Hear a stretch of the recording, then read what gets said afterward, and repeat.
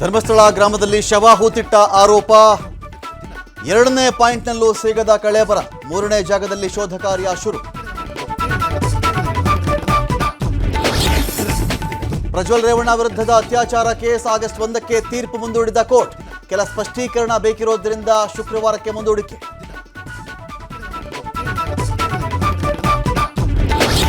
ರಷ್ಯಾದಲ್ಲಿ ವಿಶ್ವದ 6ನೇ ಅತಿ ದೊಡ್ಡ ಭೂಕಂಪ. ರಿಕ್ಟರ್ ಮಾಪಕದಲ್ಲಿ 8.8ರಷ್ಟು ತೀವ್ರತೆ ದಾಖಲು. ಉತ್ತರ ಪೆಸಿಫಿಕ್ ಪ್ರದೇಶದಲ್ಲಿ ಸುನಾಮಿಯ ಭೀತಿ. ಭಾರತ ಪಾಕ್ ಕದನ ವಿರಾಮದ ವಿಚಾರದಲ್ಲಿ ಕ್ರೆಡಿಟ್ ಆರೋಪ. ಮೋದಿ ವಿರುದ್ಧ ಮಲ್ಲಿಕಾರ್ಜುನ ಖರ್ಗೆ ಮತ್ತೆ ವಾಗ್ದಾಳಿ. ಟ್ರಂಪ್ ಸುಳ್ಳು ಹೇಳ್ತಾ ಇದ್ದಾರೆ ಅಂತ ಹೇಳುವ ಧೈರ್ಯ ಇಲ್ಲ ಎಂದು ವ್ಯಂಗ್ಯ. ಆಂಧ್ರಪ್ರದೇಶದ ಮದ್ಯ ಹಗರಣ ಪ್ರಕರಣ. ಬರೋಬ್ಬರಿ 11 ಕೋಟಿ ನಗದು ವಶಪಡಿಸಿಕೊಂಡ ಎಸ್ಐಟಿ. 12 ಪೆಟ್ಟಿಗೆಗಳಲ್ಲಿ ಇಟ್ಟಿದ್ದ ನೋಟುಗಳು ಸೀಸ್.